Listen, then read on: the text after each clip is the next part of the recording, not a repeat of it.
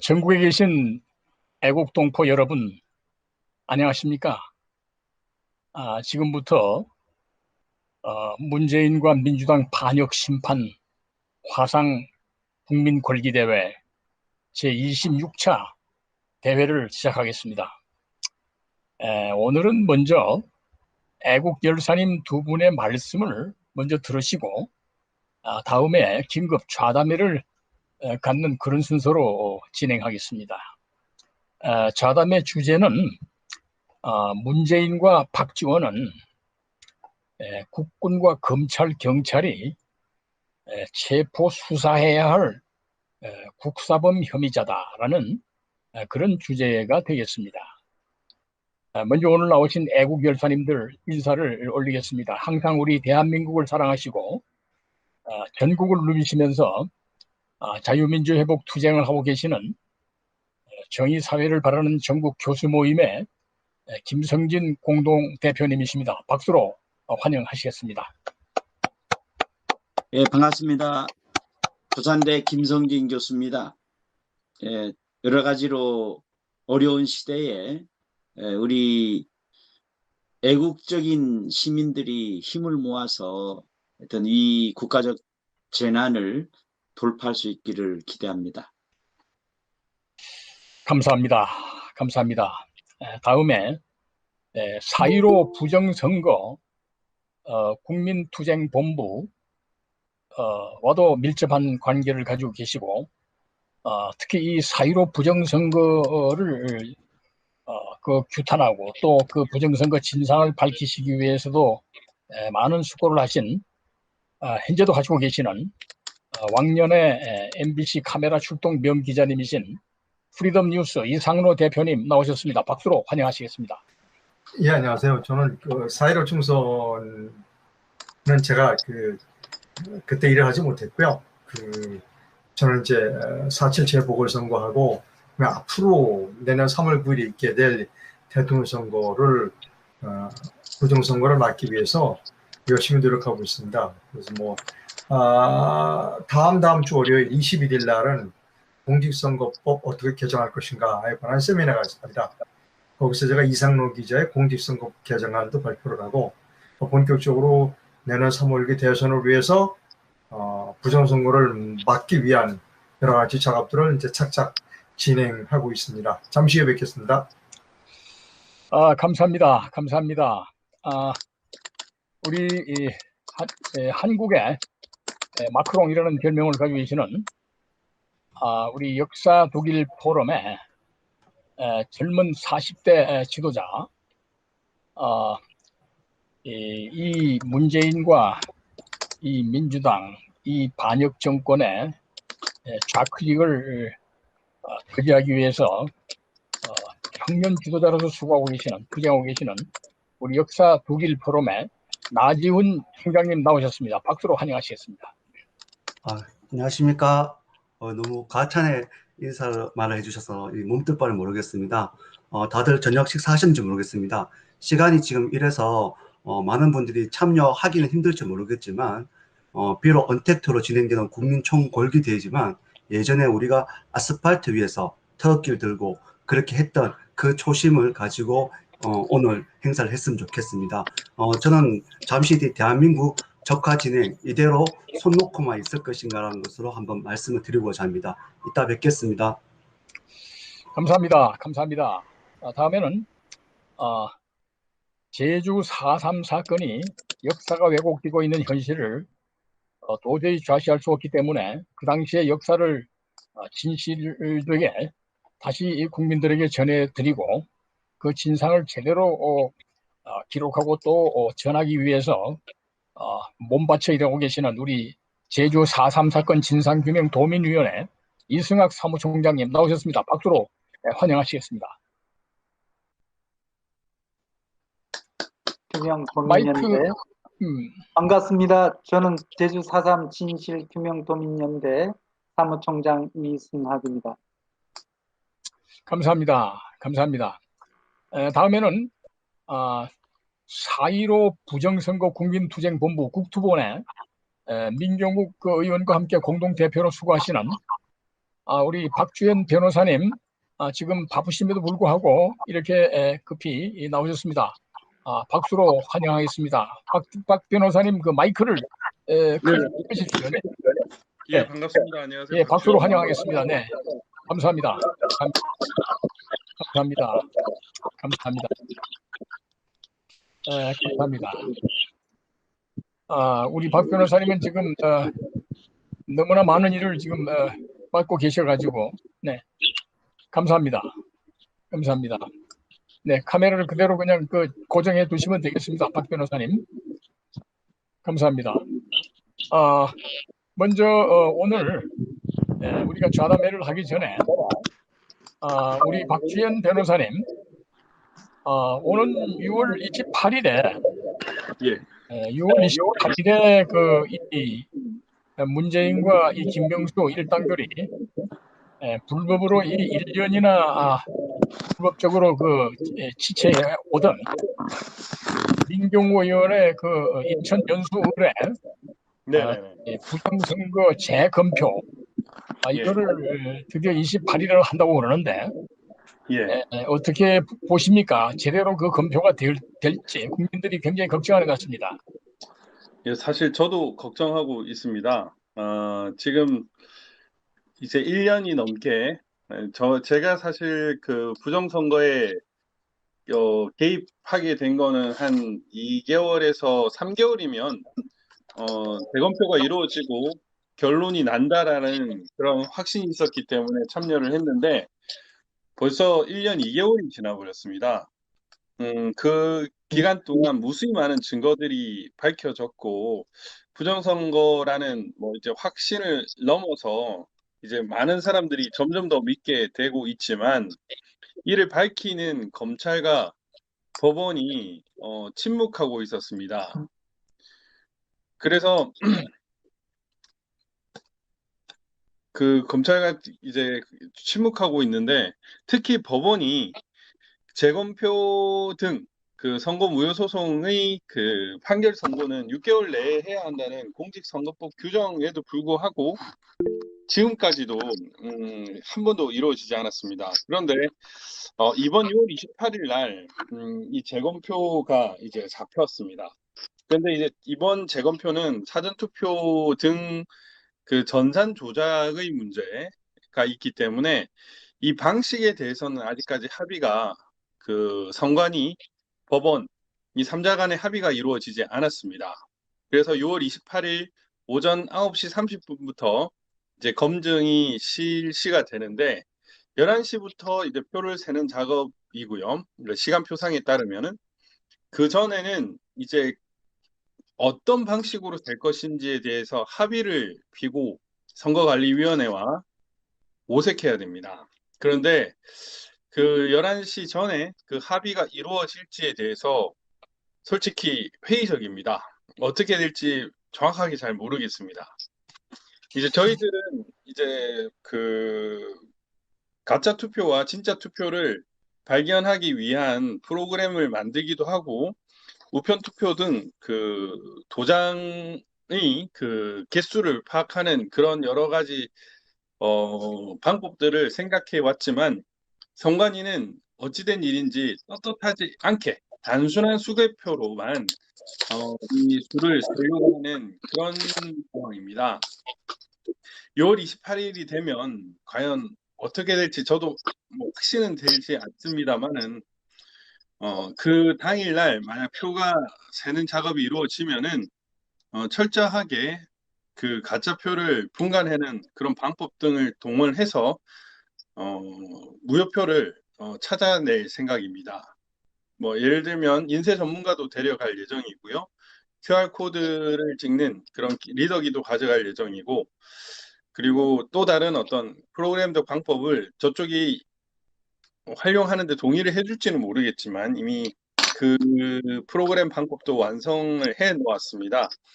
그래서 최대한 이 긴 시간 동안 방관했던 묵비했던 이 무효 부정선거의 진실을 깨우는데 최대한 노력을 할 생각입니다. 예, 아, 적들의 적들이라고 해야 되나 범죄자들의 각종 국가기관을 통한 진실 은폐가 솔직히 뭐 정도를 넘은 지는 이미 오래전이고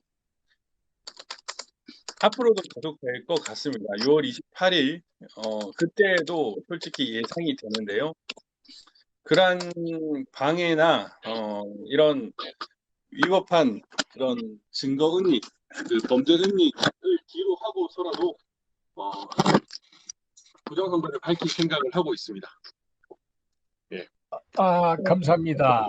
지금 다수 국민들이 네, 걱정하는 것은 네, 선거 4.15 선거 당시에도 네, 그 선거구의 투표함 보관소에 네, CCTV를 없애버리고 네, 2, 3일 동안 그 사전 투표함을 거기다 두고 네, 그 표를 바꿔친 흔적들이 여러 군데서 나왔었는데 예, 예, 지난 1년 동안 이들이 네, 이 연수 의뢰 투표함을 그들이 통제하고 있었는데 네, 네.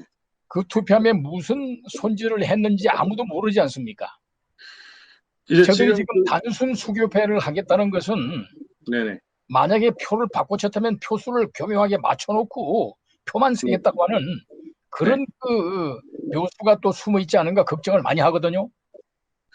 일단은 그 당시 증거 보존했던 표는 지금 인천지방법원에 있습니다. 인천지방법원에 있는데 사실 그것이 증거 보존된 상태로 있었을지에 대해서는 확신할 수는 없습니다.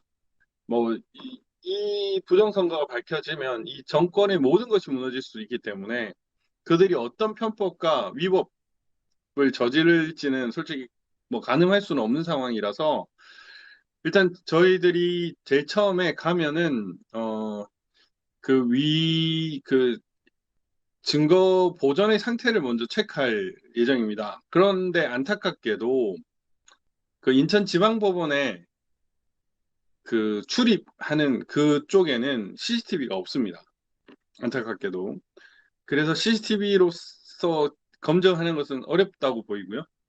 이제 봉인의 상태 등을 통해 가지고 이제 혹시나 투표함, 투표지가 또 2차, 3차 훼손이 되었는지를 살펴볼 생각을 하고 있습니다.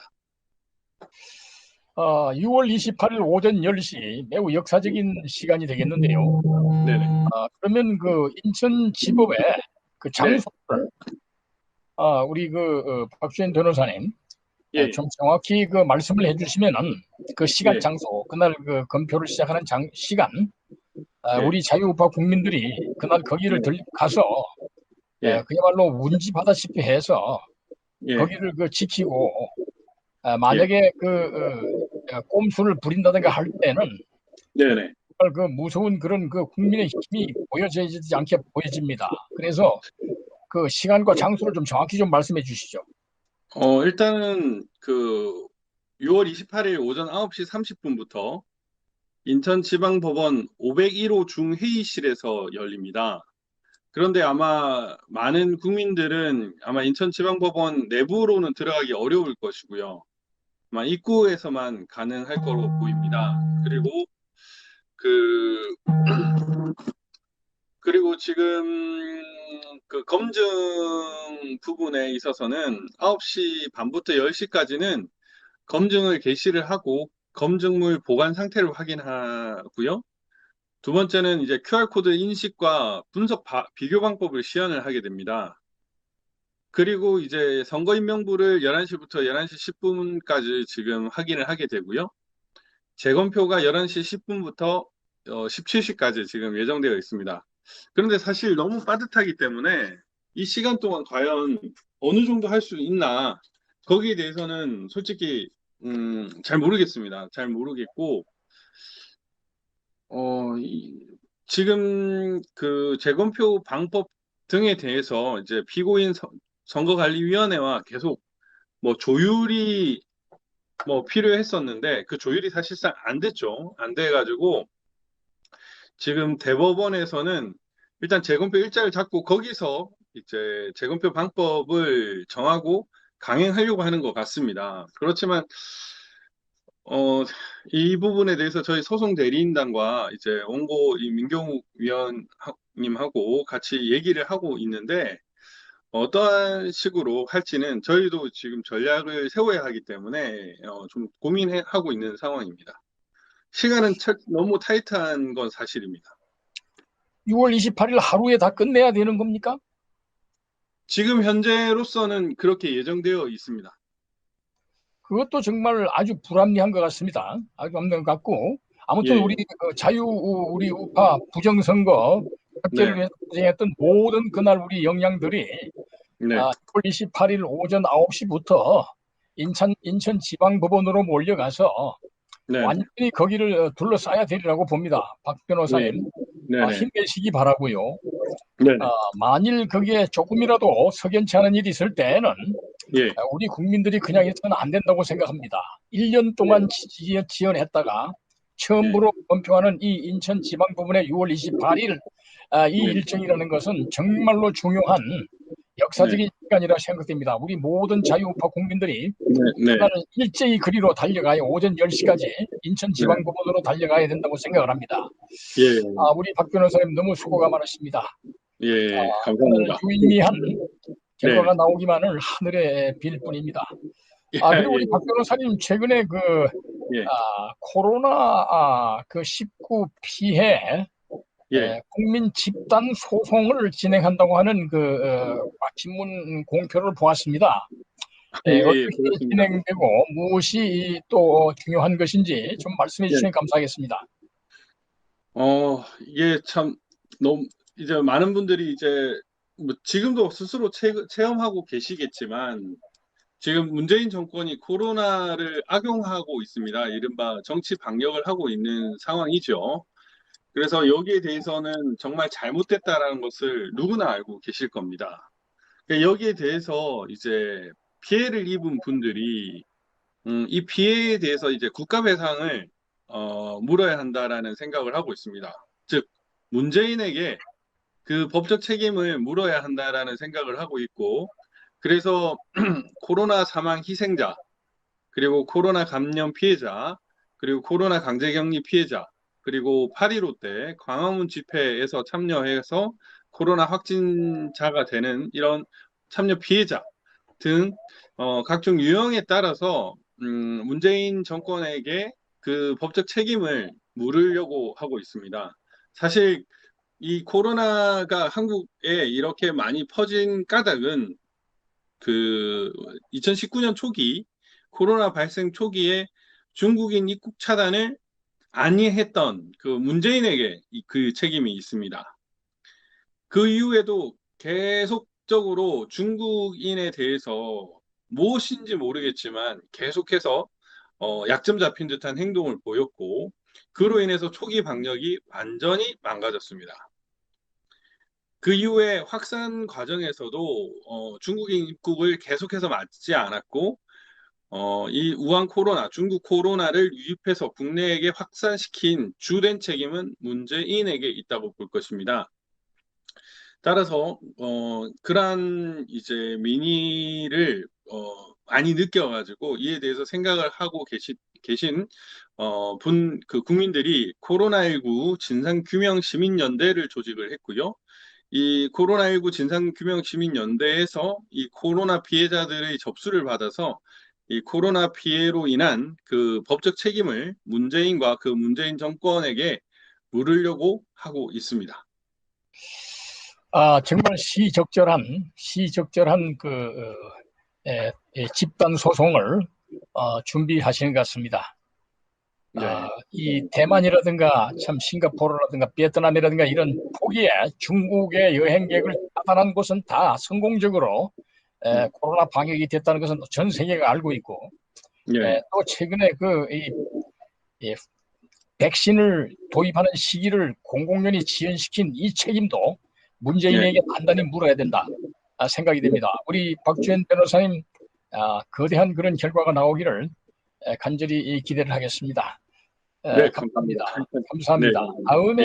다음에는 지금 우리 대한민국의 현대사를 완전히 소위 북한 조선노동당 역사 중심으로 바꾸려는 거꾸로 뒤집는 이런 역사 왜곡, 정말 천인 공노할 일들이 벌어지고 있는데 그 대표적인 사례가 바로 제주 4.3 사건이 아니겠습니까? 우리 이승학 제주 도민연대 사무총장님 정말 외로운 투쟁을 하고 계시는데 오늘은 당시에 남로당 선무 공작, 이 기순 공작이 실패한 사건이 있었다고 하는데 그 내용을 또 한번 소개하시므로 우리가 오늘 이 문재인 정권이 역사를 거꾸로 뒤집는 여기에 대한 일침을 가하는 그런 진상 규명의 내용을 말씀하시겠습니다. 이승학 총장님 말씀해 주시죠. 네, 반갑습니다. 저는 제주 4.3 진실규명도민연대 사무총장 이승학입니다.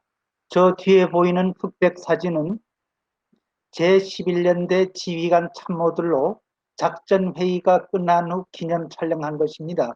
1948년 5월 연대본부인 제주농업중학교 본관 건물로 뒷면에 검은 천막들이 보입니다. 왼쪽부터 최갑중 대위, 임부택 대위, 박진경 제11연대장, 김종면 중령, 백선징 소령들이 보입니다. 오늘의 주제는 남로당 반란군 귀순 공작이 실패와 연대장 교체입니다. 1948년 제조선 미육군 사령부 군정장관인 띵 장군이 대규모의 공격전에 소유 집단 지도자와 접촉해서 항복할 기회를 주라는 지시에 따라서 그 당시 제9연대장 김익렬 중령이 남로당 반란군 김달삼과의 접촉에 나섰으며 벽보 전단지 등으로 접촉을 시도했습니다. 이런 시도 끝에 남로당 반란군 측으로부터 연락이 왔으며 4월 30, 12시 대정면 구억리에서 두 사람이 대면하고 협상을 하였는데 남로당 반란군 측 내부 문건에 의하면 경비대 측이 협상 제의를 교묘히 이용하면 경비대의 인민유격대 토벌을 억제할 수 있다는 결론을 내리고 협상을 수락했다고 기록하고 있습니다.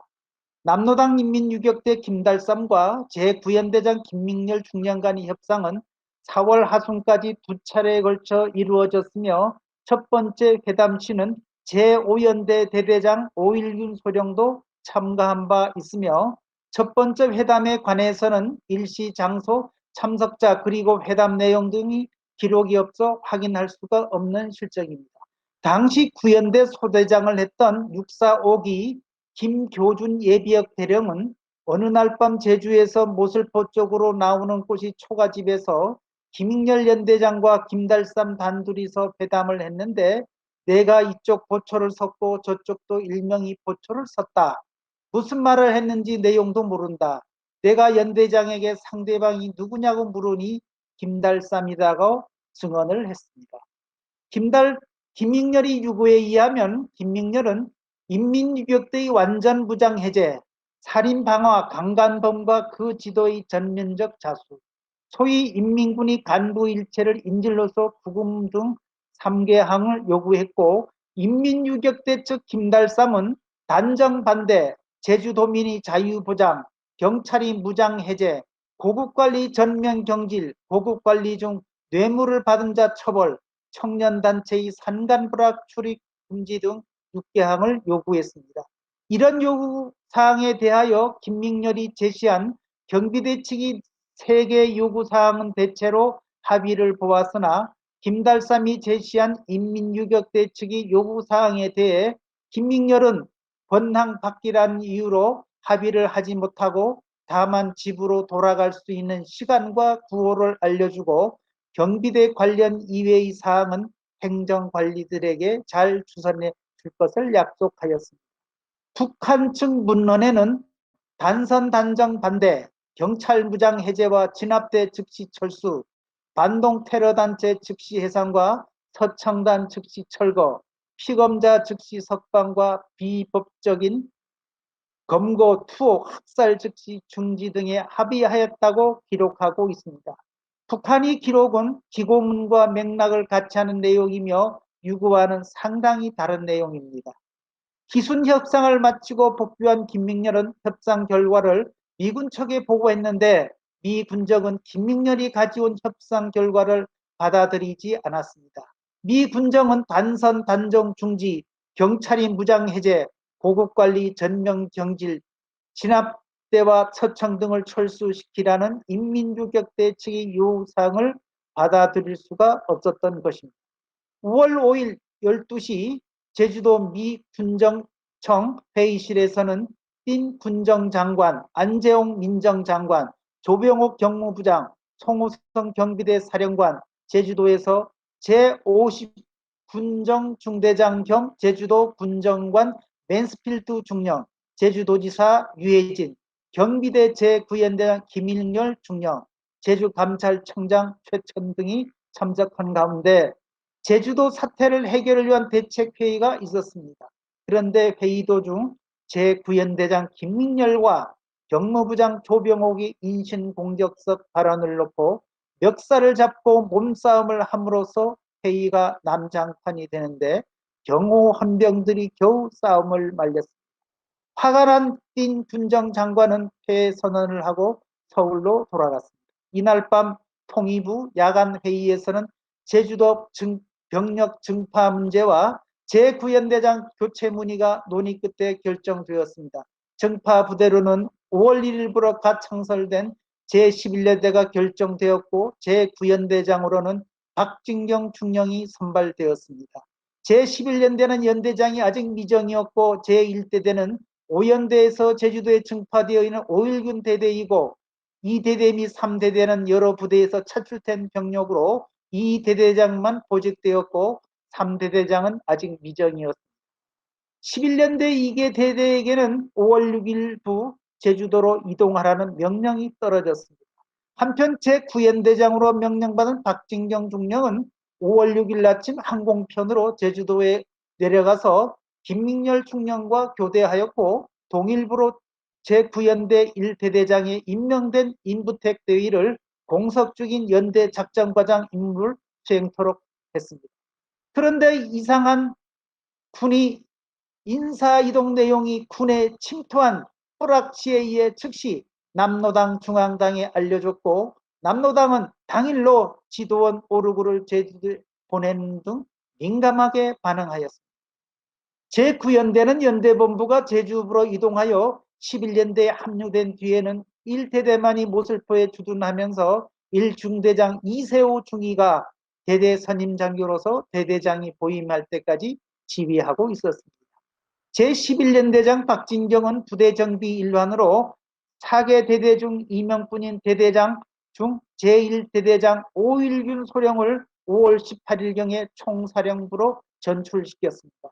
이에 대하여 남로당 인민유격대 문건에는 5.1군 소령은 1948년 5월 17일경 인민유격대 소총 4정, 애만총 2정, 카빈총 2정과 7탄 2243발을 공급했습니다.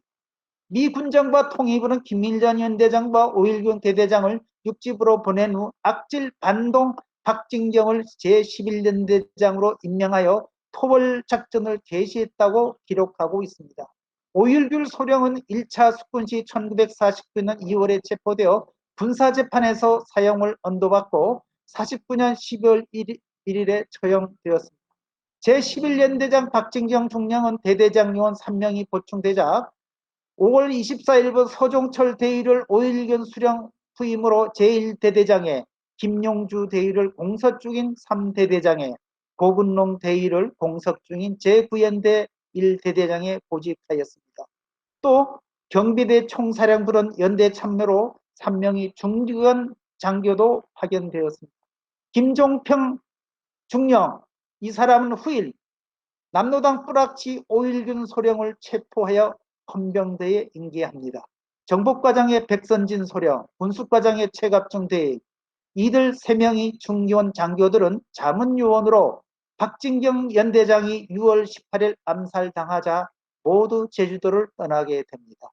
이상 말씀드렸습니다. 감사합니다. 감사합니다. 우리 이승학 총장님. 당시에 그 남로당 그 무리들이 대한민국 정규군을 멱살을 잡고 뒤흔드는 그런 역사 아닙니까? 요즘 이 남로당을 그 기순을 설득 작업을 했다는 자체가 그 작전에 말려들었던 거 아니에요? 어떻게 보십니까, 이승학 총장님? 맞습니다. 오늘날 이 문재인과 민주당, 이 소위 주사파, 과거에 학생운동을 통해서 주사파에 물든 무리들이 이 전향 선언도 없이 국회의원도 하고 장관도 하고 이런 나라가 돼버렸는데, 저들의 무서운 배경에, 이념 배경에는 이런 남로당과 같은 무서운 그런 이념이 도사리고 있다는 걸 생각할 때 우리 자유민주 국민들이 정말 오골이 송연하고 소름이 끼치는 그런 상황이라고 보여집니다. 우리 이승학 총장님 역사 규명에 너무 수고 많으십니다. 이번에는 우리 이 나지훈 총장님께서 대한민국의 적화를 이대로 보아야 되느냐, 통탄스럽다고 하는 이 청년 지도자의 열변을 한번 들으시도록 하겠습니다. 우리 나 총장님 말씀해 주시죠. 네, 감사합니다. 저는 오늘 대한민국 적화진이 이대로 손 놓고만 있을 것인가라는 주제를 한번 말씀을 드리고자 합니다. 마지막에 저희가 또 제안하는 것도 있으니 끝까지 한번 경청해 주셨으면 좋겠습니다. 먼저 오늘로서 대한민국 첫 여성 대통령이신 박근혜 대통령께서 감방에 투옥되신 지 1532일째입니다. 쉽게 풀어서 말씀드리면 4년하고 2개월 10일째입니다. 어느 분이 이런 말씀을 하시더군요. 우리나라 적화가 고속도로를 탄 것은 박근혜 대통령 탄핵부터이다. 촛불을 든 그 사람들이 대한민국을 이렇게 적화로 만들었다. 언젠가 그 사람들은 지탄을 받게 될 것이라고 말입니다.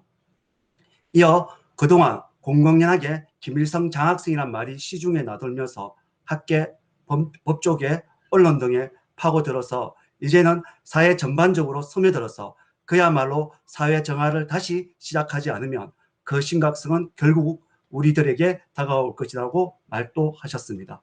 얼마 전 북한 정보 매체 프리덤 앤 라이프에 따르면 박지원 국정원장을 북한이 요구해서 임명되었다는 것입니다. 이게 사실이라면 시중에 나돌던 청와대가 북한에 접수되었다는 말이 증명되는 것입니다. 대한민국은 세계 유일한 분단 국가입니다. 지금 또 휴전 중인 나라입니다. 우리들의 주적은 뚜렷합니다. 1950년 6월 25일 김일성의 남침으로 시작된 6.25 사변은 말 그대로 동족 상잔의 비극이었고, 사변 이후 무장공비 투입, 민간기 납치, 어선 납치, 민간인 납치 등 그야말로 인간으로서 할 수 없는 짓들을 무수히 해온 것이 사실입니다. 특히 우리 대통령을 죽이겠다고 아웅산 버마 폭탄 테러도 자행한 것이 북한이었습니다. 어디 그뿐입니까? 가장 근래에 있었던 천안함 피격에는 문재인과 그 주변 사람들의 우유부단한 태도는 하를 넘어 분노를 일으키게 합니다. 지난 7일 더불어민주당 전 부대변인 조상호는 한 방송에 출연해서 천안함 함장이 당시 생떼 같은 자기 부하들을 수장시켰다고 막말을 했습니다. 이는 무장 강도가 침입해 한 가족에게 치명상을 입혔는데 원인 제공자인 무장 강도에게는 침묵하고 그 가정을 지키지 못한 가장을 탓하는 것입니다. 당시 생존 장병은 자신의 페이스북에 군 사망사고 진상규명위원회와 국방부의 천안함 용사와 유족, 생존자들을 향한 치욕적인 의문사 운운 행태에 대한 분명한 입장과 함께 책임 있는 답변과 조치를 해달라고 했습니다. 여기서 우리는 41년이 지난 강주 사태에 대해서 진실을 밝혀달라는 것에는 권력과 법으로 자물쇠를 채우고 고 백남기 사건처럼 사회 혼란을 야기하면서 진실을 밝혀달라고 생떼를 썼던 지금의 여당 그리고 수많은 자익시민단체들은 왜 천안함 폭침에 대해서는 의문사를 운운하면서 유야무야 시키려고 하는 것입니까? 고 백남기 사건처럼 진실을 밝혀달라고 해야 하는 거 아닙니까? 이것뿐만 아닙니다. 대한민국 최고 정보기관인 국가정보원 줄여서 국정원의 새 원훈을 국보법 위반으로 무기징역을 받은 사람의 글씨체로 써야 하는 것입니다. 그 사람이 누구냐면 문재인이 존경한다고 했고 탁현민의 스승인 신영복입니다. 이는 도둑놈의 글씨체로 경찰서의 원훈을 쓴 것과 다를 바가 없는 것입니다. 평양 세력은 6.25라는 전쟁으로 대한민국을 가난의 나락으로 빠뜨렸으며 그 이후로는 간첩과 사회관계망을 흔들어서 우리들을 갈등과 위기에 빠지기도 했습니다. 아니 지금 또 빠지고 있습니다. 그런 자들을 잡아서 가두게 하는 곳이 국정원입니다. 그런데 국정원장을 북한이 지명을 하고 국정원의 얼굴이라고 할 수 있는 원훈을 간첩의 글씨체로 쓰게 합니다. 거기에다가 입법부인 국회에서는 간첩을 잡을 수 있도록 그리고 이 나라의 안보와 방위를 위해서 만들어 놓은 국가보안법 폐지를 하려고 합니다. 얼마 전 국회 청원으로 국가보안법 폐지 반대 10만 명 이상의 시민들이 서명을 했습니다. 대한민국을 어떻게 하면 바로 세울 수 있을지 애국 시민들이라면 다들 고민을 하고 계십니다. 거기에다가 매일같이 터지는 시국 사안들은 정말 나라를 위기에 빠뜨리도록 자처하는 것 같습니다. 아인슈타인의 법칙이라는 것이 있습니다. 하나의 큰 사고가 일어나기 전에 300번의 징후와 29번의 경고가 있다고 합니다. 어쩜 우리들에게는 300번의 징후도 끝났고 28번째 경고가 있었는지도 모릅니다. 나머지 하나의 경고를 막기 위해서 지난번 이 자리에서 시간상 말씀 못 드렸던 것을 지금 말씀드리고자 합니다. 지금 많은 분들이 일사불란하게 움직이는 노예 근성의 좌파들을 부러워합니다. 그런데 곰곰이 생각을 해보십시오. 우리들에게 사람이 없습니까? 단체가 없습니까? 결정적인 마음은 얼마든지 하나로 만들어진다고 생각합니다. 매일같이 터지는 시국 사안에 신속히 대처를 하고 특히 다가오는 대선에서 앞선 서울시장, 부산시장 재보선 선거를 제외하고 허무하게 당하지 않기 위해서는 우리들이 긴밀하게 움직일 수 있는 실제적인 연락망을 하나 만들어야 된다고 생각합니다. 탄핵전으로 만들어진 수많은 단체들이 있습니다. 유명무실한 단체도 있겠지만 소수의 인원으로 탄탄하게 이어가는 단체도 많다고 생각합니다. 따라서 20인 이상 단체들이 적시 네트워크를 형성해서 성명서 발표, 기자회견, 나아가서는 집회까지 신속히 할 수 있도록 연락망을 하나 만들었으면 합니다. 따라서 역사투기 포럼은 가칭 사무총장 연합회를 만들자고 제안을 합니다. 긴급히 제안하고 또 하니 잘 들어주시기 바랍니다. 앞서 말씀드린 대로 20인 이상 단체들은 반드시 대표와 사무총장이 있을 것입니다. 그 어떠한 사건이 터지면 그 단체에서 논의된 것을 사무총장들이 모여서 또 그렇게 정리를 해서 사무총장 연합회에서 각 단체가 즉시 할 수 있는 것들을 분배해서 한다면 지금보다는 우리들의 목소리를 좀 더 확장성 있게 할 수 있을 것이라고 생각합니다. 여기에다가 각 단체의 대표는 자연스럽게 헤드쿼터가 되기 때문에 사안의 결정도 신속하게 이루어질 것이라고 생각합니다. 앞서 말씀드린 일련의 사건들은 대한민국이 공산국가가 되는 300번의 징후를 넘어 28번의 경고까지 왔는지도 모릅니다. 마지막 그 한 번의 경고를 막기 위해서 신속히 사무총장 연합회를 만들자고 거듭 제안을 드립니다. 관심 있는 단체 사무장님들께서는 네이버에서 역사투기 포럼을 검색하시면 전화번호가 나옵니다. 그리고 여기서 전화번호를 말씀드리면 070-8864-2019 070-8864-2019입니다. 편하게 전화를 주십시오. 허심탄회하게 논의해서 모두가 바라는 올바르고 떳떳한 세상을 한번 만들어 봅시다. 그럼 우파도 의리가 있다는 소리를 자연스럽게 들을 수 있을 것입니다. 나가 아닌 우리를 나아가서는 내 자식과 내 후손들을 위해서 애국이란 뜨거운 마음에 하나로 모이자는 생각을 해주시면 감사하겠습니다. 이상입니다. 역사투기 포럼은 이러한 각오로 전진하겠습니다. 끝까지 지켜봐 주십시오. 감사합니다. 감사합니다. 우리 나지원 총장님, 나라가 좌경화하다 못해서 이제는 노골적인 공산화 길로 가고 있는 이 모습을 이대로 좌시할 수 없다. 우리 우파 단체의 네트워크를 만들자고 제의하시는데 그 신속히 집행을 주도하셔가지고 연락망을 만드는 날이 빨리 오기를 간절히 고대합니다. 아주 좋은 그런 아이디어인 것 같습니다. 아주 지금 시기가 위기의 상황으로 가고 있습니다. 이들은 노골적인 그 사회주의 개헌을 진행하겠다고 공공연히 파상 공세를 하고 있기 때문에 국회에서 이것이 제대로 저지가 안 되면은 결국 시민들이 하다못해 쇠가랭이라도 들고 국회로 달려가야 되는 사태가 오지 않을까 지금 위기가 점점 고조되고 있는 것 같습니다. 감사합니다. 그러면은 오늘은 우선 좌담회를 문재인과 박지원 국군이 체포해야 될 자들이다 하는 이런 그 주제에 대담을 하고자 하는데 우선 애국 뮤즈 김영선 애국 가수님의 문재인 민주당 이 좌경 정권 풍자 음악을 하나 듣고 개사 곡을 열창을 한번 들으시고 다음 순서를 진행하도록 하겠습니다. 준비해 주시지요.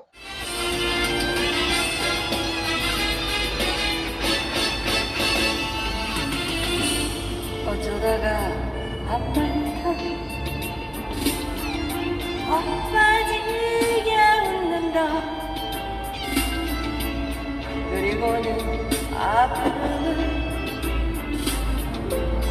웃음에 묻는다. 그저 아주 오늘이 고맙기는 하여도 죽어도 오고만 또 내일이 두렵다.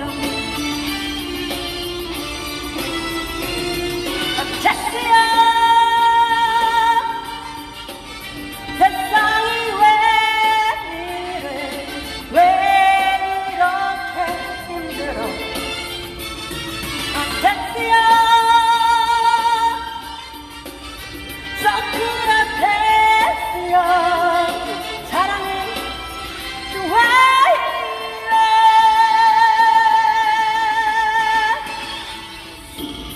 너 자신을 알라며 내뱉고 한 말을 내가 어찌 알겠어. 모르겠어 테스요.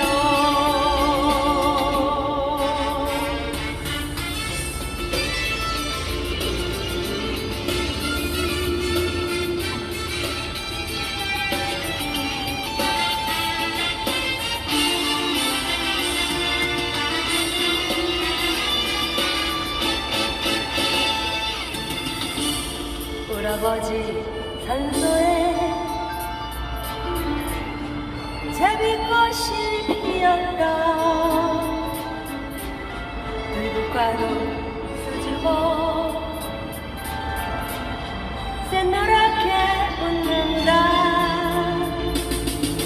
그저 피는 꽃들이 예쁘기는 하여도 자주 오지 못하는 날 꾸짖는 것만 같다. 됐어요. 아프다 세상이 눈물 많은 나에게. 됐어요. 소크라테스여 세월은 유회차네.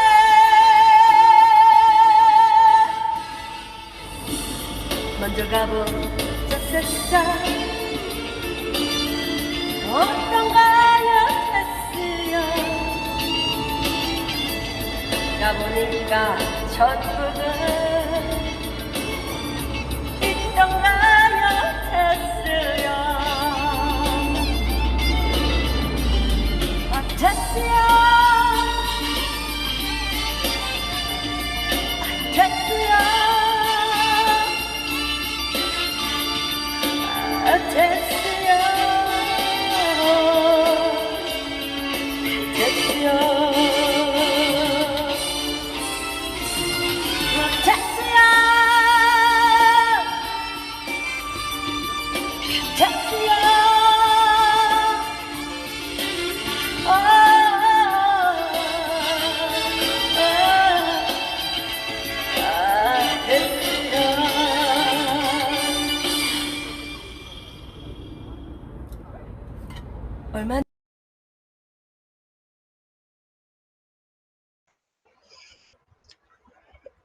감사합니다. 애국뮤즈 우리 김영선 가수님이 나훈아 가수님의 아테스형이라는 작년 말에 그 히트곡을 다시 부르셨는데 소크라테스 철학자에게 세상이 왜 이래 하는 그 한마디가 당시 우리 온 국민의 마음을 오늘의 이 거꾸러진 문재인 일당의 대한민국 망치기 이 사회를 보고 세상이 왜 이래 하고 꾸짖는 것 같아가지고 아주 그 국민들의 반향을 일으켰던 것 같습니다.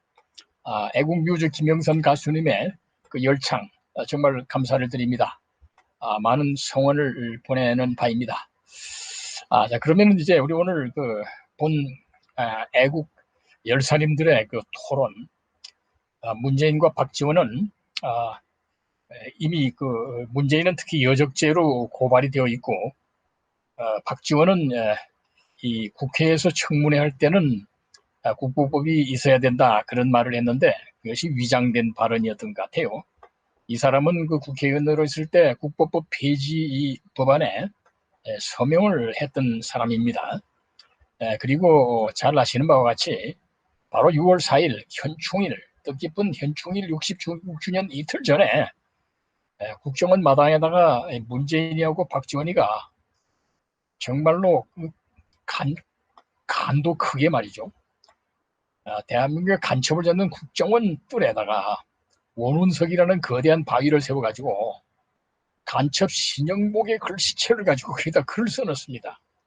아까 우리 나주원 총장이 이것은 마치 도둑놈이 경찰서에다가 경찰서에서 도둑놈의 그 글씨체로 경찰서 교훈을 쓰는 것과 같다 그런 말씀을 했는데 정말 뼈아픈 지적인 것 같습니다. 정말 이것은 그들의 사상이 어떠한 사상이고 대한민국 국민을 어떻게 보는지 그야말로 천인공노할 그런 망동이 아닌가 생각됩니다. 최근에 그 문재인과 박지원 이런 행동들에 대해서 지난 7일 화요일 날에 문재인 파면 파견 퇴진을 바라는 국민 모임과 나라사랑 동지회 등이 그 긴급 기자회견을 한 일이 있습니다. 우리 문재인 파탄퇴 서울시위원장님인 최 위원장님, 그때 네. 그 기자회견 내용을 좀 소개를 해주시면 감사하겠습니다. 먼저. 네. 6월 8일에 발표한 문재인 파면, 탄핵, 퇴진을 바라는 국민 모임, 나라사랑 동지회, 헌법소 국민운동본부, 부정선거 척결 국민연합의 100만 회원을 대표한 공동기자회견문 요약입니다. 대한민국의 자유민주주의와 헌법 수호를 위해 싸우는 우리는 좌익이 끈질기게 대한민국을 파괴하는 참담한 현실을 직시하며 주권 수호를 위한 행동 원칙으로 대한민국 자유민의 6월 호국선언을 선포한다. 먼저 국군, 검찰, 경찰은 반역 대통령 문재인과 국정원장 박지원을 즉각 체포하라. 국가보안법 폐지 법률안을 제출한 정의당 심상정과 민주당 이용빈 등 반역 국회의원 10명을 즉각 체포하라. 우리 애국국민은 국군 지휘관과 장병에게 간곡히 호소한다. 대한민국 군이 반역 대통령 문재인의 개인 군대가 아니라면 헌법과 법률을 짓밟고 우리의 주적 북한의 대한민국 전복을 돕기 위해 국가보안법을 폐지하고 국가정보원의 핵심 가치를 담아 세운 거대한 원운석을 간첩 신영복의 글씨체로 새로이 제작해 교체한 자들을 즉각 체포하라. 간첩 잡는 국정원의 정문에 간첩 글씨체로 원운석을 세웠다. 문재인과 박지원의 이런 행동은 바로 이들이 김정은 추종자요, 대한민국을 부정하는 간첩 숭배자요, 문재인과 박지원이 붉은 이념으로 가득 찬 대한민국의 적이라는 것을 온 국민에게 공표한 것이며 모든 자유대한민국 국민에 대한 선전포고를 한 것이나 다름없다. 우리 국민은 무력과 총칼이 없다. 국민에게 국가수호를 위임받고 국민 세금으로 월급을 받는 군, 검찰, 경찰은 반역자를 발견하는 즉시 공권력과 무력을 동원하여 이들을 체포하라. 우리는 정상적인 선거로는 민주당이 내년 대선에서 패배할 수밖에 없는 현실에 직면하자 문재인, 박지원, 이인영, 임종석 등 대한민국 체제 전복의 주모자들이 살아남기 위한 최후의 공작을 시작했다고 보고 문재인 반역 행각의 충견인 더불어민주당과 김명수의 대법원 및 법무장관 박범계도 같은 길로 달려가고 있다고 본다. 박범계는 악명 높은 추미애에 이어 또다시 문재인의 부정부패를 수사하지 못하도록 검찰 죽이기 친문 인사를 단행했다. 문재인의 고교 후배인 이성윤은 형사 피의자임에도 좌천이 아니라 서울 고검장이란 검찰 최고위직으로 승진시키는 한편 윤석열 전 검찰총장의 정당한 검찰권 행사에 협조했거나 문재인 관련 부정부패 수사에 손을 댄 검찰 지휘부는 모조리 직접 수사를 하지 않는 한직으로 보냈다. 일부 양심 있는 언론은 사설을 통해 이 검찰 인사는 국가 공직 인사인가 폭력조직 농공 행상인가 라고 개탄했다. 파렴치하고 노골적인 반대한민국 종북 노선을 걸어온 대통령 행세자 문재인은 이제 정권 이양 준비를 해야 하는 시점에 있으나 그간의 행태에 대한 일말의 반성도 없이 헌법과 국민을 우롱하는 친북한 노동당 행각을 계속하고 있다. 문재인은 이성윤과 함께 자신의 고교 후배인 김오수를 역시 형사 피의자임에도 불구하고 야당의 반대를 무릅쓰고 검찰총장 임명을 강행하여 국회 청문회를 무시하고 33명째 장관급 인사를 강행하는 폭군의 면모를 보여줬다. 문재인은 6월 6일 제66주년 현충일 기념식에서 또다시 6.25 남침 전쟁과 전쟁의 주범 북한에 대해서는 한마디도 꺼내지 않는 국가 반역의 행태를 보였다. 이런 행태는 5년째 계속되고 있다. 이 엄숙한 자리에서 또다시 김정은의 눈치를 보는 수치스러운 행태가 아니고 무엇인가. 현충일은 소련의 사주를 받아 북한 김일성이 남침한 6.25 사변 중 전사한 국군을 기리고자 제정한 날이다. 현충원에 모신 영령의 대부분은 6.25 전몰 용사들이다. 이런 현충일에 군 통수권자라는 자가 북한과 6.25 남침이라는 말을 한마디도 언급하지 않았으니 호국 영령이 통곡하실 일이다. 문재인이 현충일 추념사를 읽는 사이 현충원 안팎에선 천안함 생존 잔병들이 천안함 폭침에 대한 대통령의 입장을 명확히 밝히라는 시위를 했다. 문재인이 공식 석상에서 한 번도 북한 소행임을 밝힌 적이 없기 때문이다. 오히려 천안함 폭침의 주범인 김영철을 불러 국빈 대접했다. 심지어 대통령 직속이는 좌초설 등 괴담을 퍼뜨리던 자의 요구대로 재조사를 하려고까지 했다. 문재인은 이날 보훈을 강조했지만 천안함 생존 예비역 장병 34명 중 국가유공자 인정은 오직 13명뿐이었다. 문재인은 올해도 군이 아닌 소방경찰이나 방역 공로자를 치하하며 6.25 남침에서 국가를 지킨 호국 영령을 추모하는 현충일의 의미를 외면했다. 문재인은 2019년 현충일에는 6.25 남침 전쟁의 주범인 북한 노동당 최고위 간부 김원봉을 감히 국군의 뿌리라고 칭송하여 온 국민의 분노를 사지 않았는가. 문재인은 올해 현충일 불과 이틀 전에 국정원의 간첩의 글씨체를 거대한 바위에 각인해 세우는 해괴한 행동을 감행했다. 현충일 행사를 염두에 두고 김정은의 눈치를 보는 대한민국의 국민이라고는 도저히 봐줄 수 없는 의도된 반역이 아니고 무엇인가. 최근 통일부 장관이라는 이인영이 유엔과 미국의 제재 상황임을 알면서도 김정은 집단에게 물자 퍼주기를 강행하겠다고 선언했고, 현충일에는 한미 합동훈련이 어떤 경우라도 한반도 긴장을 조성하는 걸 바라지 않는다고 했다. 한미 합동훈련은 침략 연습이라는 북한 주장에 맞장구 친 것이다. 이 모든 행태는 저들 김일성 주체사상파 무리의 정권 말기 최후 발악이라고 규정한다. 과거 김일성 주체사상의 노예가 되어 대한민국을 전복하는 운동권 최고위층에서 압력한 저들이 대한민국 국민으로의 전향도 없이 우리나라의 국회의원들이요 장관들이라니 이것이 과연 나라인가?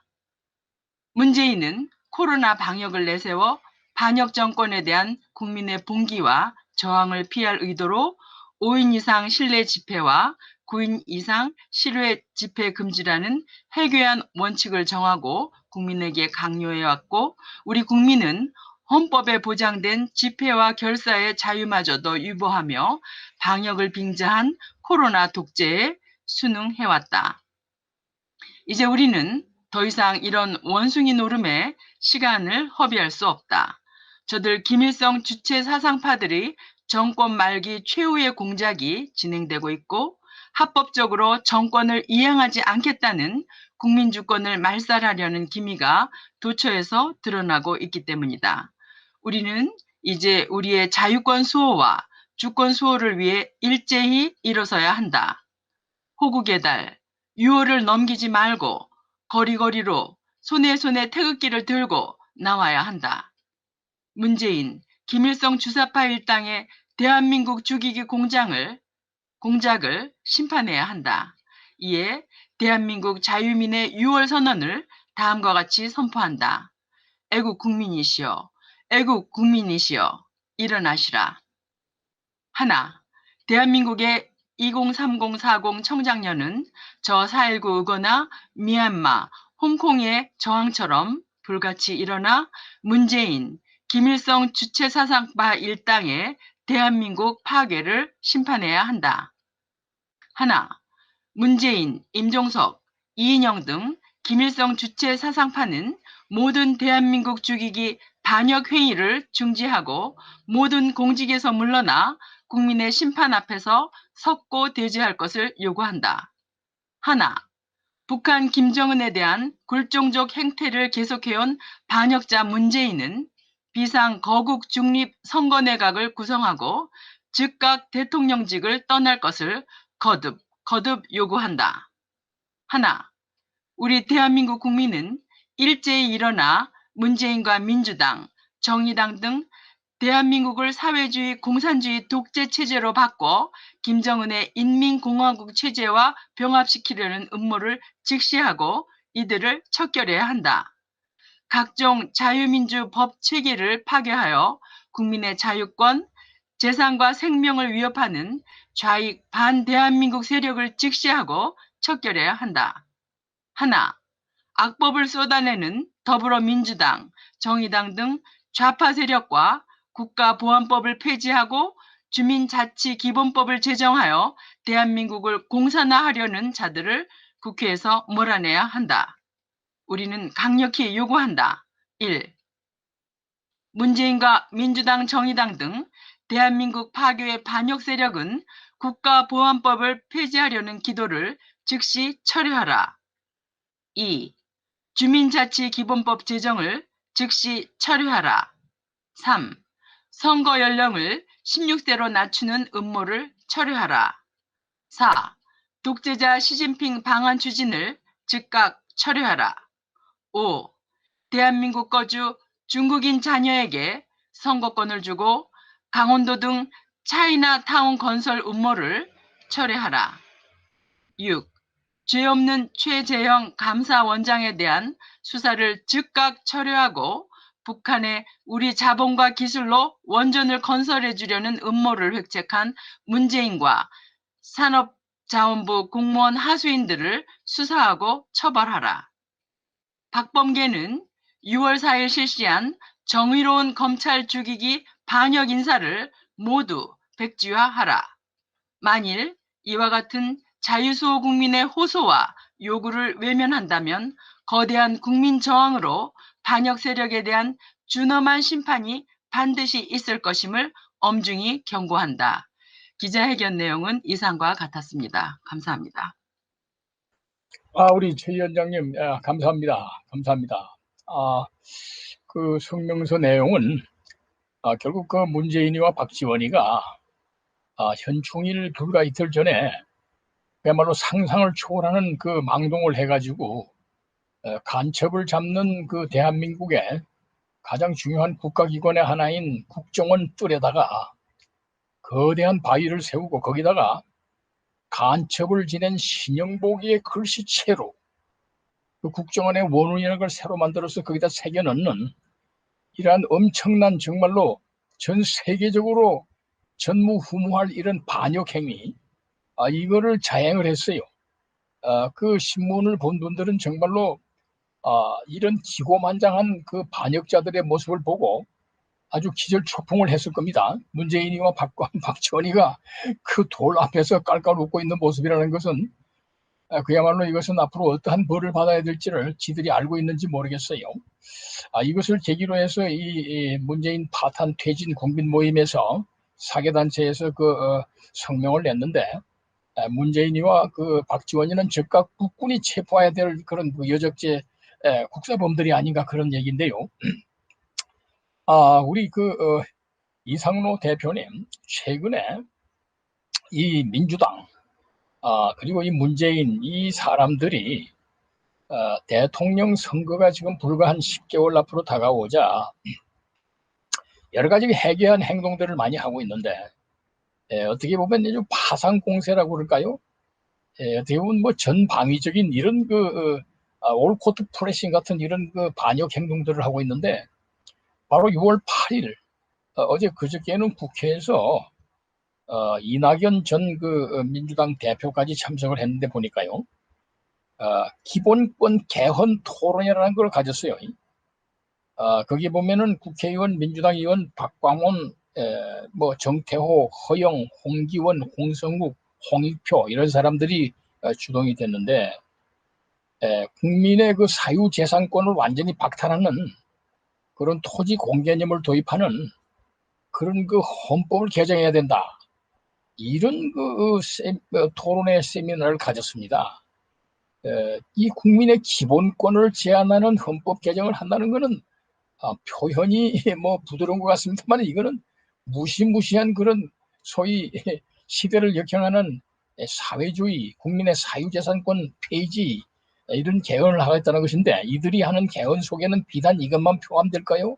모든 시스템이 다 사회주의화되는 개헌을 하겠다는 얘기와 같다고 봅니다. 이러한 망발들을 계속하고 있는 최근의 이런 작태가 과연 무엇을 노리는 것인가, 어떻게 봐야 되겠는지, 우리 김성진 교수님, 지금 여러 가지로 바쁘신 중에 지금 서울에 이렇게 부산에서 이렇게 올라오셔서 출장을 나오셔서 이렇게 계시는데, 이렇게 참석을 해주셔서 너무 감사드립니다. 이들이 지금 최근에 이렇게 파상 공세를 하다시피 하면서 온갖 해괴한 그런 반대한민국 모의들을 하고, 이 발작 같은 행동들을 하고 있는데, 이것을 어떻게 봐야 되면 이들의 의도가 과연 무엇인가, 우리가 어떻게 봐야 될지 한번 말씀해 주시면 감사하겠습니다.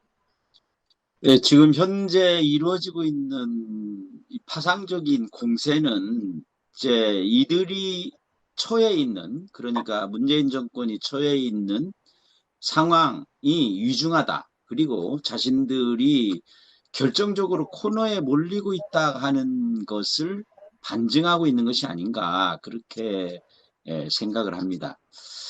아시다시피 주민자치 기본법도 역시 아까 이승학 대표께서, 사무총장께서 얘기했던 그 4.3 사태를 주도했던 남로당 인민위원회의 그런 행태를 전국 3,400여 개의 읍면동에 그대로 뿌리내리게 하겠다라는 것이라고 볼 수가 있고, 또한 이제 이 차별금지법, 평등 및 차별금지와 관련된 법안, 이것도 역시 수차례 기획이 된 것이지만 그 핵심이라고 하는 것은 결국 동성애와 동성혼을 합법함으로써 기존의 우리 질서와 체제를 완전히 무너뜨리고자 하는 그런 시도라고밖에 볼 수가 없습니다.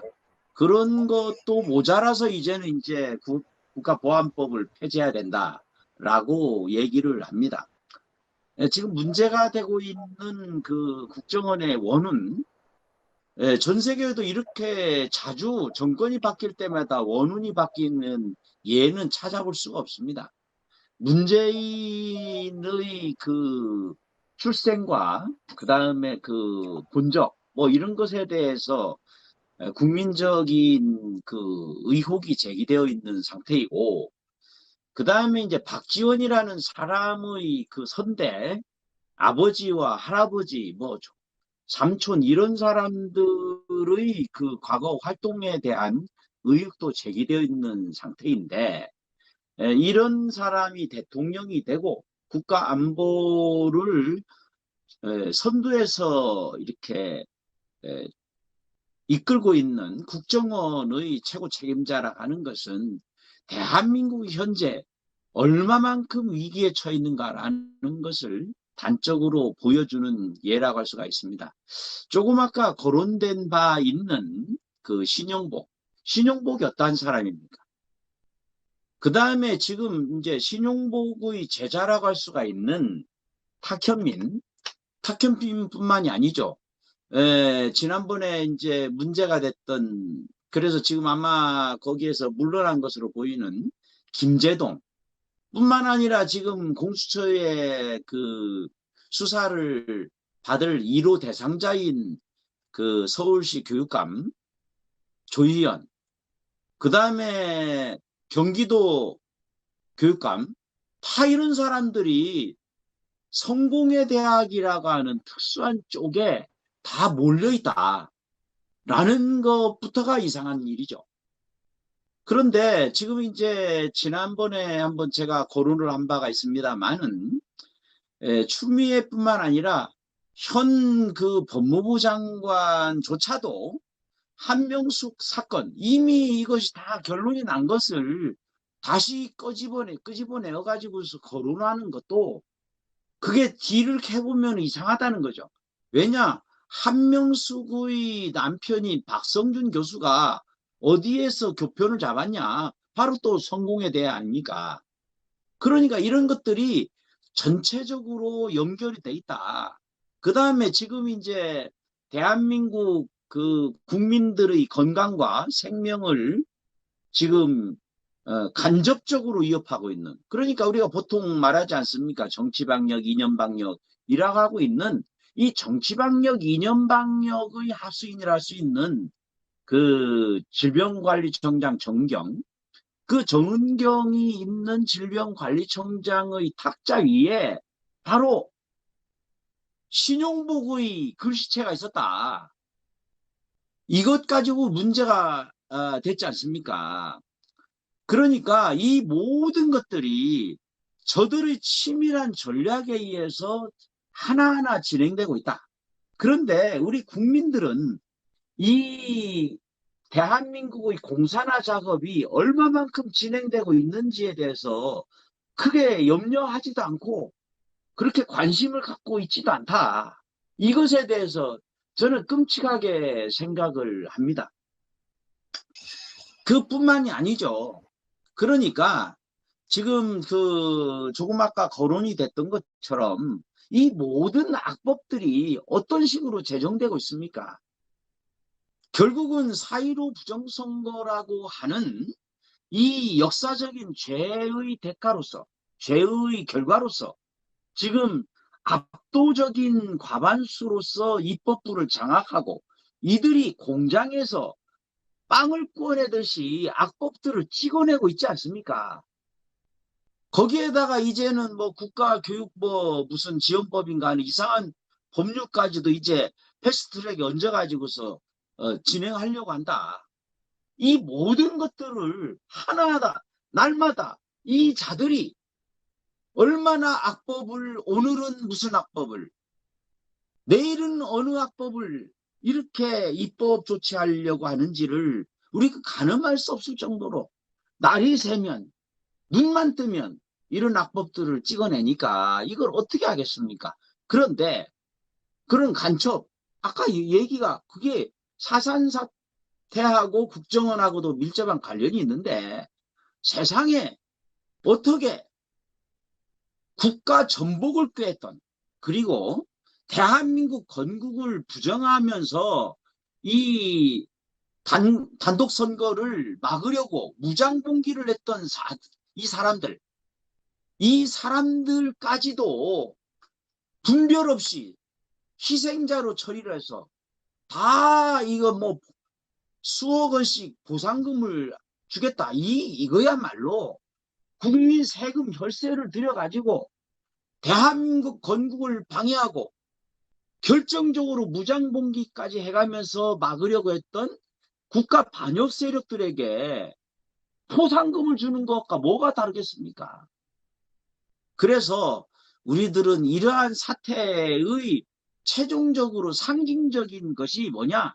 바로 국가 안보를 최전선에서 지켜야 하는 이 국정원의 원운을 바꾸고 거기에다가 그 표지판을, 원운을 새긴 표지석을 그 앞에서 정체불명이라는 의혹을 받고 있는 대통령이라는 사람과 그 다음에 그 아비, 할아비, 그 다음에 삼촌, 이런 모든 자들이 그야말로 빨치산 그 후예라고 하는 의혹을 받고 있는 그런 박지원 두 사람이 국정원과 대통령이 간첩 혐의로서 최종적으로 그러한 대법원의 판결을 받은 자의 글씨를 새겨놓고 희낭랑하고 있는 이 현실이야말로 대한민국이 현재 처해 있는 긴박한 상황을 상징적으로 보여주고 있는 것이 아닌가. 그래서 우리는 결론적으로 이러한 잘못된 역사의 흐름을 바로잡고 대한민국의 정체성을 지키기 위해서는 내년 3월에 치러질 대선에서 반드시 승리를 해야 되고, 곧이어서 6월 달에 실시되는 지방선거에서 애국심과 자유민주주의 이 이념으로 똘똘 뭉쳐진 사람들을 국민의 대표로 뽑아서, 시민의 대표로 뽑아서 대한민국을 다시 반석 위에 세워야 되지 않겠는가, 그렇게 생각합니다. 이 모든 것들은 우리 국민 애국시민과 국민들의 열성어린 후원과 그리고 단합된 마음으로서밖에 이룰 수 없는 것이라고 생각합니다. 감사합니다. 정말 그 통탄스러운 오늘의 우리 현실을 우리 김성진 대표님 말씀하셨는데요. 말씀 중에서 국회에서 빵을 찍어내듯이 반민주적인 악법들을 찍어내고 있는 민주당, 그 말씀을 하셨습니다. 지금 이 문재인이가 청와대에 앉아가지고서 대한민국을 파괴하는 그야말로 좌익 폭주의 국정농단을 하고 있는데, 거기에 더해가지고 가장 지금 현재 문제가 되는 원부는 바로 국회라고 생각이 됩니다.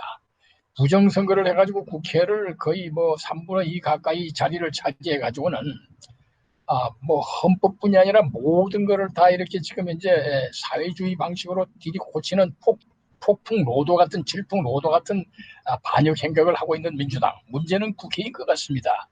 우리 이상로 대표님, 지금 뭐 선거법 그 공청회도 이 선거법 이 사전투표제라든가 전자개표제를 없애는 그런 그 선거법을 만드셔가지고 입법 투쟁도 하시고 하려고 그러는데, 이 국회가 저 꼴인데 결국 이 모든 문제는 국회가 아닌가 싶습니다, 지금. 네.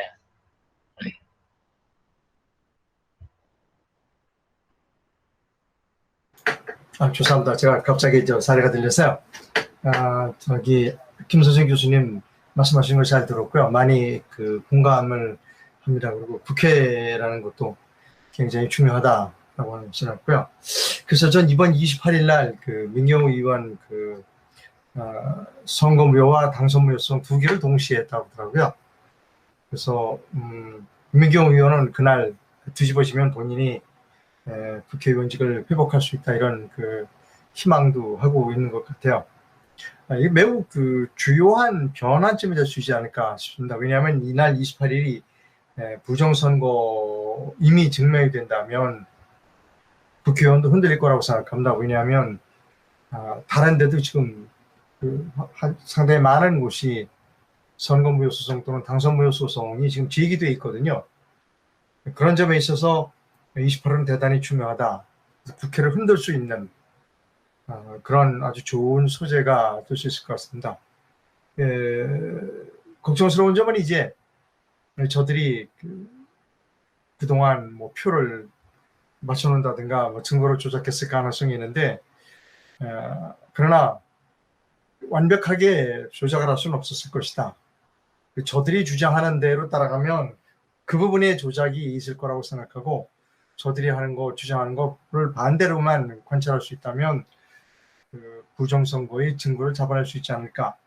제가 우려하는 부분은 법원이 그 불공정하게 재판을 진행해야 될 경우에 국민 측 저항이 크게 따를 것이다.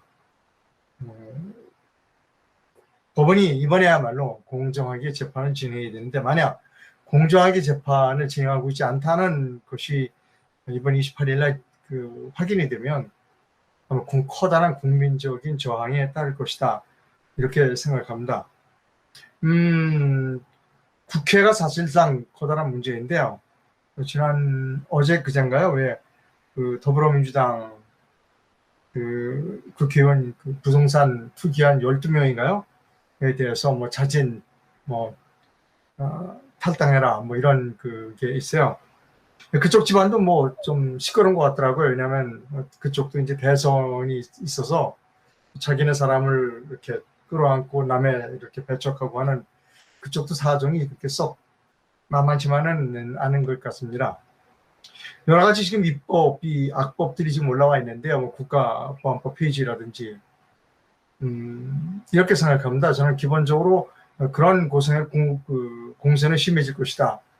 이제 내년 3월 9일까지는 9개월 정도 남았나요? 그때 이전에 뭔가를 일으켜 놓지 못하면 회복할 수 없다고 생각을 하기 때문에 적어도 뭔가를 이룩하겠다. 아니면 적어도 뭔가를 이룩하는 자기의 공적을 남겨두겠다.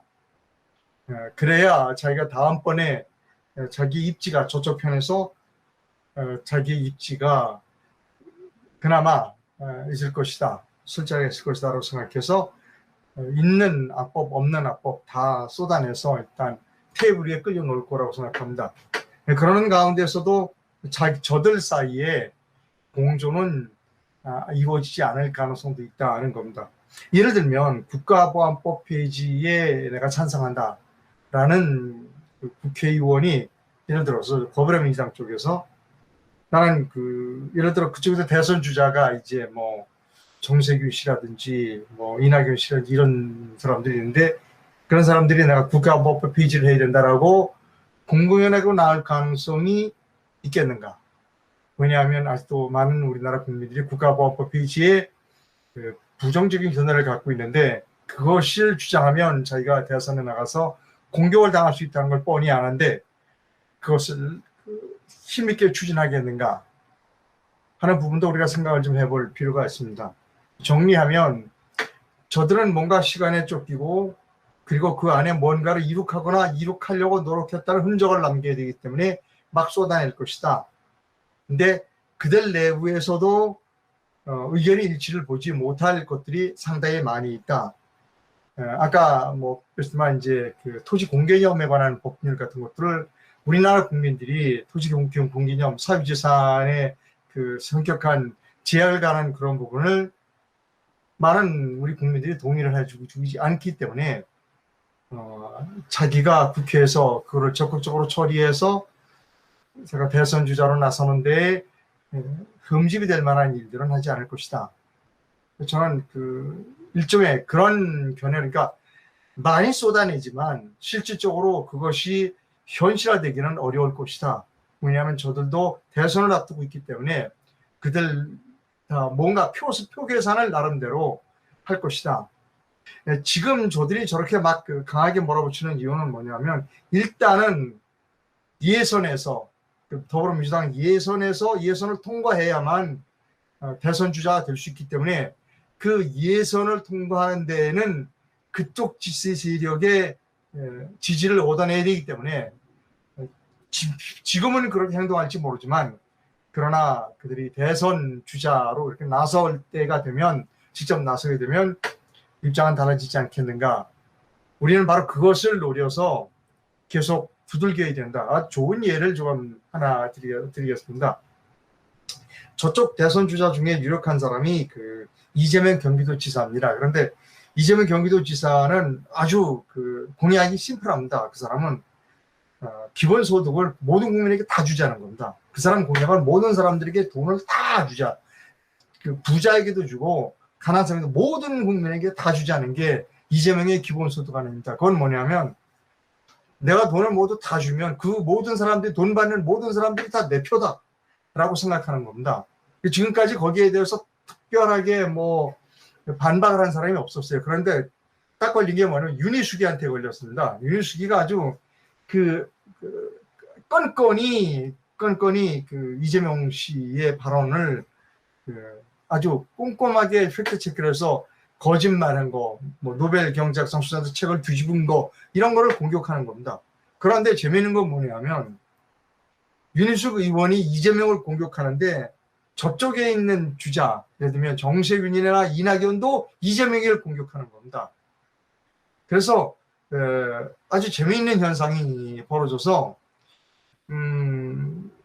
물론 거듭 말씀드리면 지금 많이 쏟아내지만 초조하면서 쏟아내지만 그것은 반드시 이룩하겠다, 목적을 달성하겠다는 것보단 자기가 임기 내에 이 정권이 끝나기 전에 뭔가 일을 했다는 것을 보여주기 위한 그런 제스처일 가능성도 있다. 그리고 그것을 우리가 막는 방법은 저쪽 진영을 좀 분열시켜야 된다. 저쪽 진영을 분열시키는 방법 중에 윤희숙 의원 같은 방법도 대단히 중요하다. 지금 생각해보면 왜 지금까지 윤희숙 의원 같이 그렇게 팩트로서 강하게 공격하는 사람이 없었을까? 그러니까 좀 아쉬운 점이 있다. 그래서 1대1로 예를 들어서 이재명 같은 사람은 윤희숙이 맞고 뭐 예를 들어 정세균 같은 사람은 누가 맞고 이낙연은 누가 맡아가지고 1대1로 맨투맨 마크를 하는 그러한 전략도 매우 중요하지 않을까 이렇게 생각합니다. 줄이겠습니다. 우리 이 대표님 감사합니다. 감사합니다. 저들의 아주 고도의 양동작전 같은 전략이 이 각종 법률 폭주, 개정 폭주 이 배후에는 있다는 그런 관측을 하셨습니다. 그런데 저들이 지금 국회에서 저 법을 이제 정말 상정을 시켜서 표의 압도적인 다수를 가지고 막 통과시키려고 할 때는 드디어 이제 이 좌우 엄청난 힘의 대결이 올 것 같은데 지금 이 최근에 프리덤 앤드 라이프라고 하는 뉴스에서 우리 아까 역사 독일 포럼에 우리 나지원 총장님 말씀하셨는데 이 박지원이와 이인영이가 북한 김정은이가 이 임명을 요구해서 문재인이가 이 박지원이는 최근에 문재인을 약간 비판하는 그런 경향도 있었거든요. 그런데 이걸 갑자기 국정원장으로 임명했다 이 말이죠. 그래서 이상하다고 그랬는데 그런 보도가 나왔어요. 김정은이가 임명을 요청을 해서 문재인이가 김정은이한테 남북 회담을 구걸하는 그런 선에서 말을 들어줘가지고 박지원을 임명했다. 뭐 그런 얘기가 있는데 어떤 내용인지 좀 자세히 좀 설명해 줄 수 있을까요? 우리 나지원 대표님, 총장님. 제가 많은 분들이 알고 계실 건데요. 프리덤 라이프에서 리버티에서 어떻게 했냐면 박지원 지금 국정원장을 이제 북한에서 지명을 했다. 이게 요지인데, 그게 이제 그 북한 매체를 많이 다룬 것이기 때문에 신빙성이 전혀 없지는 않다고 보여지고요. 저는 이제 그런 부분도 그렇지만, 좀 전에, 저는 아직까지 좀 여기 계신 선배님보다 나이가 어리기 때문에 이렇게 생각한지 모르겠지만은, 지금 그 우리 이상로 대표님께서 그 말씀하시는 걸 들으면서 공감하는 부분도 있는데, 조금은 지금 사실 악랄한 사람들 아닙니까? 악질적인 사람들에 대해서 너무 우리가 좀 기대치를 가지고 있지 않는가 하는 생각이 듭니다. 무슨 얘기냐면, 저들에게 분열은, 글쎄요, 우리 우파에서 가지는 분열이 보다 그애들에 비하면 저들은 분열도 아닙니다. 저들은 어떻게 하든 그 권력을 창탈하기 위해서 그 학생 운동부터 시작해서 왜 586이라는 말이 있겠습니까? 386에서 586, 즉 자그마치 20년이나 이렇게 지났고 국회를 장악했고 국회 속에서 법으로 모든 걸 하고, 심지어 지금은 주민자치위원회라는 것을 마치 북한 괴뢰군들이 하는 것과 똑같이 지금 해서 보다 더 악질하고 더 악랄하게 하지 않으면 우리 먹힌다고 보거든요. 제가 그 발표 때 말씀드렸지만 알린이라는 법칙이 있습니다. 하나의 큰 사건이 오기 전에 300번의 징후와 29번의 29번의 경고가 있다고 합니다. 우리는 어쩌면 300번의 징후를 20년 동안 저 주사파들에게 알면서 그냥 설마 대한민국이 설마 이렇게 되겠냐고 했을 겁니다. 우리 선배님들, 여기 계신 분들, 또 여기 이 방송을 듣고 있는 분들, 우리가 느끼고 있는 공수처라든지 뭐 패스트트랙인지, 야, 그거 설마 되겠어? 라고 했는데 됐어요. 박근혜 대통령 탄핵도 설마 탄핵까지, 탄핵이 됐고 심지어 파면을 시켜버린 사람들입니다. 그렇기 때문에 저는 우리가 저들에게서 자그마치라도 틈을 주면 안 된다고 봅니다. 절대로 로망스적인 건 없고요. 저들에게는 정말 더 악질하고 더 악랄한 사람들이 되어야 됩니다. 그래야 이 대한민국을 지킬 수 있다고 생각합니다. 이상입니다. 예, 우리 김성진 우리 대표님 한 말씀 하시죠. 네.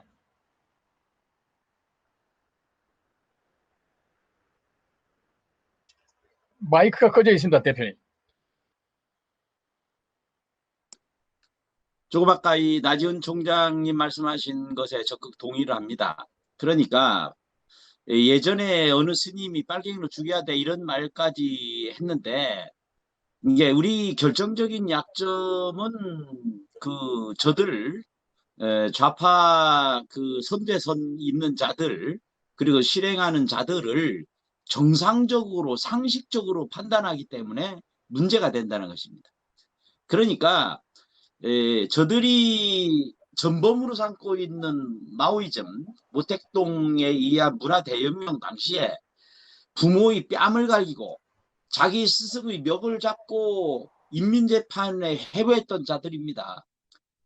그래서 자살을 이르게 하고, 그리고 제자가 스승을, 자식이 애비를 이렇게 이렇게 감시하고 모욕을 주고 했던 이런 자들의 행태를 여전히 이들이 답습하고 있지 않느냐, 이렇게 생각하지 않으면 절대로 저들을 당해낼 수 없다, 이렇게 생각을 하는데, 지금은 이제 우리가 이 지금 현재의 국면에서 볼 때 어떤 점이 위태로우냐, 그러니까 김대중, 노무현, 문재인의 집권 과정을 보면 얘들은 철저하게 역할 분담을 합니다.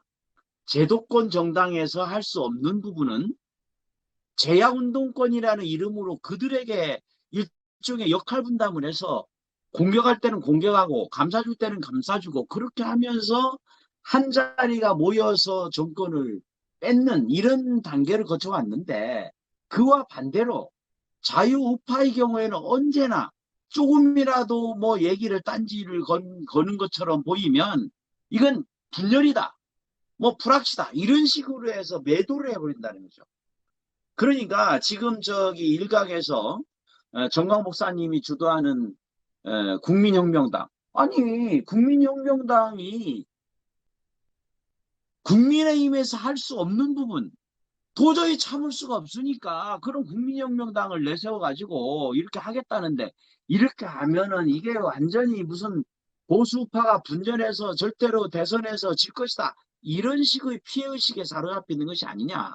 그래서 제가 지금 이 자리를 빌어서 이런 것은 역할의 분담이지 결코 분열이 아니다라는 것을 말씀을 드리고 싶습니다. 지금도 마찬가지 아닙니까? 그러니까 더불어민주당에서 하지 못하는 일을 늘 보면은 우리 열린우리당인가요? 열린우리당 최강욱이 대표로 있는 그런 쪽이라든지 또는 정의당이라든지 이런 역할 분담을 해서 적재적소에 알맞게 이렇게 주동을 하도록 만들어준다는 것이죠. 그런데 우리 자유우파는 이게 안 돼요. 전략적인 접근이 안 된다는 것입니다. 무조건 하나 국민의힘 여기에서 벗어나면 이들을 비판하면 무조건 프락치니 분열주의자니 분파주의 이렇게 몰아가기 때문에 손발을 다 잘라놓고 몸통만으로 싸우고자 하는 것과 똑같다는 것이죠. 그래서 우리 국민들이 애국시민들이 마음을 열고 이거는 이제 대한민국 운명에 달린 절체절명의 위기 상황이기 때문에 좀 더 큰 틀에서 전략적으로 움직여야 되지 않겠느냐. 그리고 같은 틀에서 오로지 하나 정권교체라는 이 큰 대의를 위해서 과거에 이런저런 거를 잊고 하나로 뭉쳐야 된다. 그리고 또 결코 이런저런 움직임이 분열이 아니라 역할의 분담이다라는 것을 우리 애국시민들께서 꼭 좀 이해를 해주셨으면 좋겠다. 그렇게 생각합니다. 이상입니다. 감사합니다. 감사합니다. 우리 나지원 총장님 또 우리 김성진 교수님 큰 걱정 우려스러운 말씀을 하셨습니다.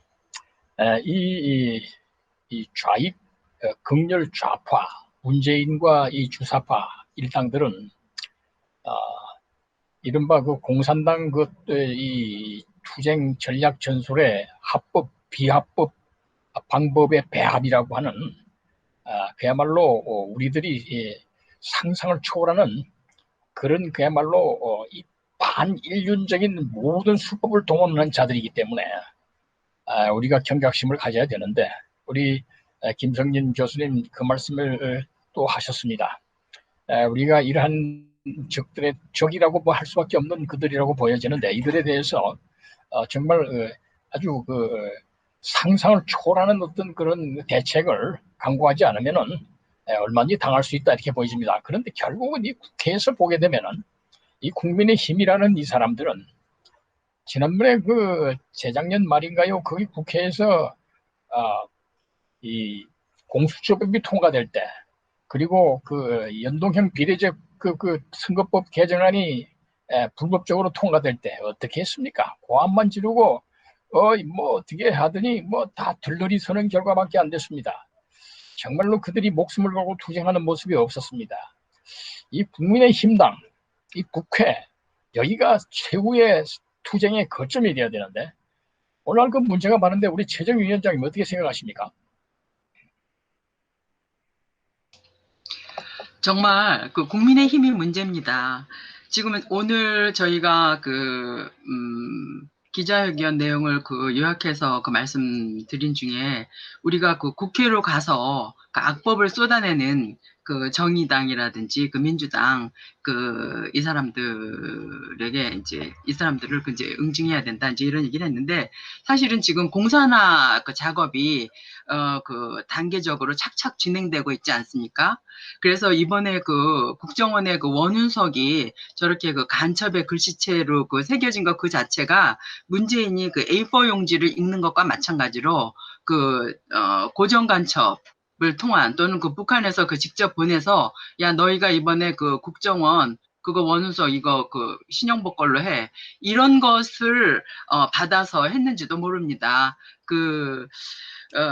그래갖고 지금 모든 한국에 있는 고정 간첩 세력들에게 자신감을 주면서 봐라 지금 공산화 단계가 이렇게 착착 진행되고 있다 이런 식의 지금 무서운 상황인데 지금 국민의힘은 뭘 하고 있습니까? 국민의힘은 지금 전당대회 이런 거 미루고 지금 그 어린아이 그 이준석, 제가 어린아이라고 말해서 죄송합니다.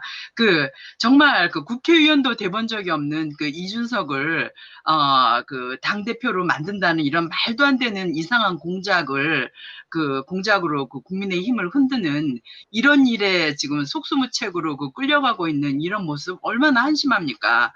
국민의힘은 첫 번째 원죄가 있어요. 이런 그 대한민국 공산화의 그 첫 시발, 어떻게 보면은 이제 그 눈에 띄는 첫 시발점이 될 수 있는 그 박근혜 대통령 탄핵에 그 부역한 원죄가 있어요. 그리고 박근혜 대통령 탄핵파와 대한민국 자유민주주의 체제를 지키겠다는 그 국채 수호파가 나뉘어져서 분당을 하지도 않았어요. 나머지가 그냥 그 묵인을 해갖고 그 계속 가서 지금 국민의힘까지 왔는데, 그렇다면 제가 지난번에도 말씀드렸다시피 그 미국 민주당의 그 낸시 펠로시가 트럼프 대통령을 그 탄핵 드라이브를 걸어갖고 트럼프 대통령이 굉장히 그 힘들었어요. 마찬가지로 이 국민의힘이 정말 그 대한민국을 살릴 의지가 있다면 문재인 그 탄핵 요건이 30개가 넘는다 그러죠. 문재인 탄핵 드라이브를 걸어서 국회의 의석이 모자란다, 뭐 남는다 이런 걸 떠나서 장외투쟁을 하는 거예요. 장외투쟁을 해서 그 국민들한테 이 문재인은 이러기 때문에 대한민국 공산화되니까 안 된다. 그래갖고 촛불 집회 때 민주당이 장외투쟁을 했던 것처럼 국민의힘이 제대로 된 정당이라면 장외투쟁을 해야 돼요. 그러면 이제 코로나를 문제를 삼겠는데, 코로나로 이때까지 죽은 그 사망자가 1979명이에요.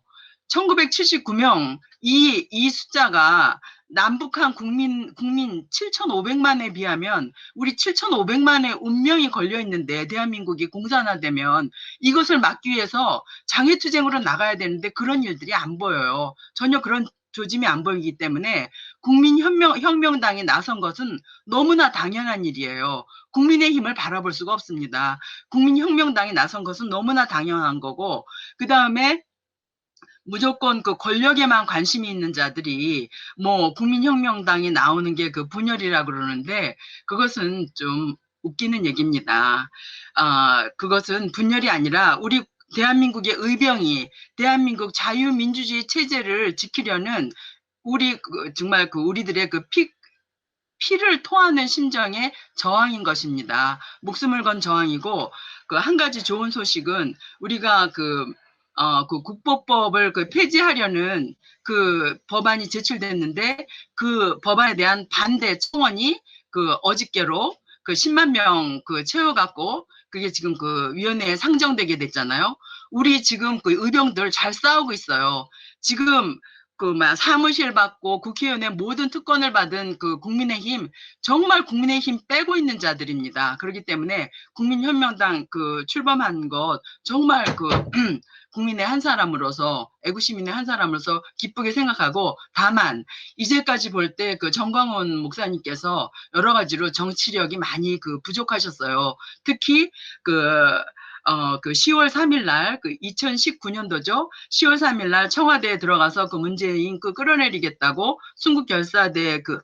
순국결사대가 전국에서 모여서 청와대 진입했을 때, 그때 막판에 그 막았단 말입니다. 그리고 그 다음에 그 국민들한테 뭐 10월 9일 날 하겠다, 10월 25일 날 하겠다, 그 약속을 지키지 못했고 국민한테 클리어하게 사과를 안 하신 채 지금까지 왔어요. 그래서 정말 그 정광훈 목사님이 국민혁명당을 다시 한번 그 애국 국민들의 그 대한민국을 지키려는 열망을 그 모아서 대한민국을 지키시려면 그런 예전에 잘못되신 것들은 변명하지 말고 사과하고, 그 다음에 또 그러니까 독선적으로 가시지 말고, 만약에 이것을 전부 다 국민혁명당을 정광훈 목사님 중심으로 해갖고 저들이 또 정광훈 목사님을 투옥시키면은 또 모든 것이 다 흐지부지 되는 이런 이런 사태는 막아야 되기 때문에 국민혁명당 안에 무슨 자유당, 우리공화당, 자유민주당, 이런 지금 애국 시민들이 만든 정당들, 또 그 자기들의 목소리를 내고 싶은 그런 그룹들을 다 인정을 해줘서 정광훈 목사님이 그 유고시에도 이 정당이 자유롭게 애국 시민들의 그 의사를 잘 모아서 그 대한민국 자유민주주의 체제를 지킬 수 있게 그렇게 나가셔야 한다고 봅니다. 그래서 결국은 아까 말씀하셨듯이 이 6월에 그 호국의 달 6월에 우리들이 그 반드시 그 6월 항쟁, 이것이 6월 혁명으로 자리 잡기를 원합니다. 6월 항쟁을 우리가 일으켜서 그까지 그 1979명 죽은 이 코로나 프레임에 갇히지 말고 7,500만을 구하게 6월 항쟁을 해야 된다고 생각합니다. 이상입니다. 감사합니다. 6월이 가기 전에 뭔가 우리 국민들의 역량이 한번 총궐기되는 그런 날이 와야 되지 않을까 하는 것이 오늘 열사님들의 말씀을 들어보고 많은 국민들이 느낄 수 있는 그런 일인 것 같습니다. 저들은 그야말로 수단과 방법을 가리지 않고 우리 대한민국을 좌경으로 이끌고 가려고 하고 있는 것이 모든 저들의 최근의 그 법률 양산 빵을 찍어내듯이 아까 우리 김성진 대표님 말씀하셨습니다마는 악법을 찍어내는 저들의 그 폭주를 볼 때에 6월이 가기 전에 6월 항쟁에 거대한 국민들의 역량이 주권이 발휘되어리라 생각됩니다. 오늘 열사님들의 말씀을 통해서 저들을 분열시켜야 된다 하는 그런 전략적인 말씀도 나왔습니다만은 저들은 우리의 상상을 초월하는 폭주를 하는 무리들이기 때문에 우리가 정말로 이 비상한 그런 각오를 하지 않으면 안 된다. 이런 그 결단을 하지 않으면 안 되는 그런 시간으로 결론이 지어지는 것 같습니다. 오늘 우리의 이 토론의 주제가 문재인과 박지원이는 국군과 검찰과 경찰이 일어나서 체포를 해야 될 국사범들의 혐의를 가지고 있다. 이런 그 주제였는데 국군은 나라의 안보를 지키는 최후 국민의 간성입니다. 헌법적인 사명을 가지고 있습니다. 대한민국의 간성을 허물어서 적에게 넘겨주려고 하는 자들이 나올 때에는 과감하게 모든 무력과 모든 그 권력을 동원해가지고 제재해야 된다고 생각이 됩니다. 오늘 여러 열사님들 말씀이 기후에 그치지 않고 정말로 6월이 가기 전에 국민혁명당이 제대로 좀 정당이 성립이 되고 또 바로 내일은 뭐 이 국민의힘 아까 우리 최정희 위원장님 좋은 말씀하셨는데 국민의힘은 국민의 힘이 아니라 국민힘을 빼는 당이라고 하셨는데 정말 적절한 비유인 것 같습니다. 만약에 내일 11일 날 국민의힘 전당대회에서 이준석과 같은 회색 분자 그야말로 제대로 지금 정치적인 식견이 보여지지 못하고 있는 이상한 인간들이 당권을 장악한다는 이런 사태가 오면은 또 한 번 이 국민의힘 야당 전열에는 대혼란이 오지 않을까 생각이 됩니다. 그러나 그렇게 안 되리라 많은 사람들이 또 기대하고 있는데요. 우리가 밤새워 지켜봐야 될 것 같습니다. 오늘 우리 김성진 대표님 멀리 출장 중에 중요한 업무를 수행하시면서도 참석해 주셔서 감사드리고요. 우리 또 박주현 변호사님 바쁘신 가운데 이렇게 참여해서 감사드리고요. 우리 이상로 대표님 여러 가지로 지금 현재 너무나 그 일을 추진하고 계시는데 오늘 참석해서 감사드리고 우리 또 나지훈 청년 지도자님 감사드립니다. 우리 이승학 총장님 감사드립니다. 이상으로 우리 26차 가상 국민 권리 대회는 이것으로 끝내고 문재인이와 박지원이를 국군이 일어나서 체포해서 제압하는 그런 그 국민의 군대의 모습을 우리가 한번 기도를 해보면 어떨까 생각이 듭니다. 우리 다 같이 박수를 함으로써 오늘 26차 대회를 끝내도록 하겠습니다. 우리 태극 FM 외롭게 자유의 소리를 전하고 있는 태극 FM 좋아요를 많이 눌러주시기 바랍니다. 감사합니다. 박수로 오늘 모임을 끝내도록 하겠습니다. 수고하셨습니다. 수고하셨습니다. 태극 FM 국민 모임 화이팅. 수고하셨습니다. 네.